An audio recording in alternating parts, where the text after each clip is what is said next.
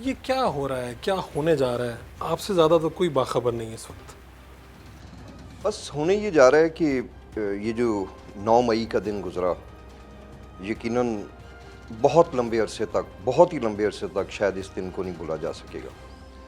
तो उसने एक जो तारीख़ का पहिया है, उसको मोड़ के तो उसकी डायरेक्शन किसी और तरफ कर दी। इससे पहले हम लोग मुतमईन थे, अपनी सियासी जमात में मौजूद थे, बहुत सारी कुर्बानियाँ दी कि सियासी जमात वो भी एक माँ की तरह होती है। मुझे 7 साल हो गए थे, मेरे बड़े भाई को कम से कम 12 साल हो गए थे। हमने पिछला इलेक्शन भी, मेरे बड़े भाई ने, सरदार जावेद साहब ने, वो 2013 में तहरीक इंसाफ की तरफ से लड़ा था। मैं भी जब आया, मैंने रिटायरमेंट ली तो किसी और सियासी जमात में जाने का तसव्वुर भी नहीं किया, और सीधा आके तो जदोजहद शुरू कर दी, लोगों से मिलना शुरू कर दिया और पूरी मेहनत की। 6-7 साल हल्के में काम भी करवाया, सारा कुछ कराया।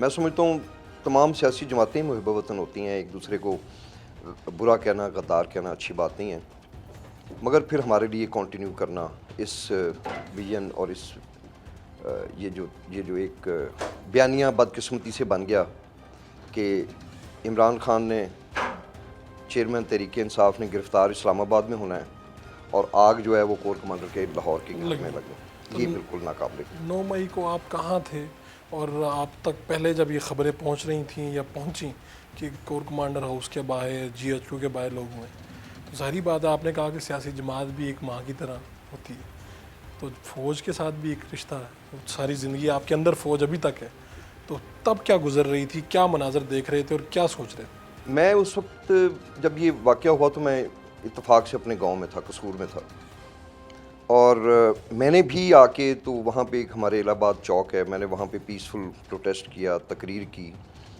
मैं जब तकरीर कर रहा था तो मुझे उस दौरान ख़बर किसी ने आके तो वीडियो दिखाई, और बदकिस्मती देखें कि वो बंदा बहुत एक्साइटेड था।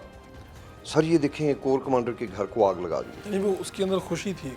मतलब वो बस बेवकूफ़ी थी ना, एक्साइटमेंट। शायद आज वो भी खुश ना हो। बहरहाल वो तो कोई ऐसा मंजर पेश हो रहा था कि जैसे हमने हमला करके तो भारत के किसी कोर कमांडर के घर पे हमला कर दिया है और वहाँ पे पाकिस्तान का झंडा लगा दिया। मैं तो, यकीन करें, मुझे तो कोई घंटा मुझे यकीन नहीं, मैंने कहा ये कोई कहीं और की फुटेजेस निकाल के, क्योंकि सोशल मीडिया आपको पता है इसमें तरह तरह के लोग होते हैं। आई रियली थॉट कि ये किसी फिल्म का सीन है या कोई पुराना है तो जिसको ये भड़काने के लिए। बस वो जब मैंने देखा है तो फिर उसके बाद I called of the protest मगरिब से पहले ही, और फिर मैं चला गया घर। फिर आहिस्ता आहिस्ता डिटेल्स आनी शुरू हो गई कि इधर भी हो रहा है, तो और जगहों पे GHQ में लोग दीवारें फलांग रहे हैं, मियाँ वाली की खबर आई। बस उसी दिन ही मुझे अंदाज़ा हो गया कि अब मेरा ख्याल है कि फुल स्टॉप लग जाएगा इस तरह की पॉलिटिक्स। क्या ये समझते हैं ये तहरीक इंसाफ से ये तहरीक तबाही की तरफ गई और देखते ही देखते ये बिखर गई? कौन जिम्मेदार है? मैं आपको बताऊं कि तहरीक इंसाफ में बेशुमार लोग थे हम जैसे, और मैं ये भी आपसे अर्ज़ करूं कि 99% लोग ऐसे नहीं थे, वो मुहिब वतन थे, नापुख्ता ज़हन थे। उनको एक बड़े मैनेज करके तो उनके ज़हन, ये जो शरपसंद थे, इनके ज़हनों को पोलूट किया गया। वरना जैसी खबर मिली थी कि जी इमरान खान को अरेस्ट कर लिया है, पहली तो बात है कि हमें इस बात को हज़म करना चाहिए था। इस मुल्क में बड़े बड़े सियासी लीडर गिरफ़्तार हुए, कोई GHQ पे हमले नहीं हुए।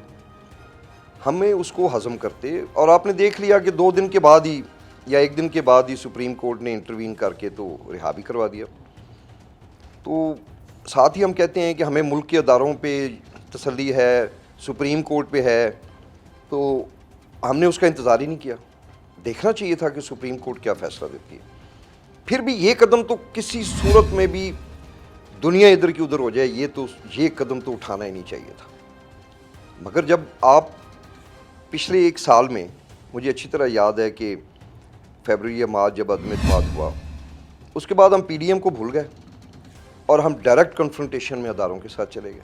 यहीं से गलती का आगाज़, यहाँ से गलती का आगाज़ हुआ। वरना जब इमरान खान गिरफ़्तार हुए थे तो ये जो मॉब है, ये वज़ीर आला पंजाब जो केयर टेकर है उनके घर के बाहर क्यों नहीं गया? ये जाती उमरा क्यों नहीं गया? क्योंकि हमने तो उनको मुखालिफ समझना ही छोड़ दिया था। जो बड़ी सीधी बात है, हमने तो समझा कि ये अदारा ही हमारा मुखालिफ है, जो कि गलत है।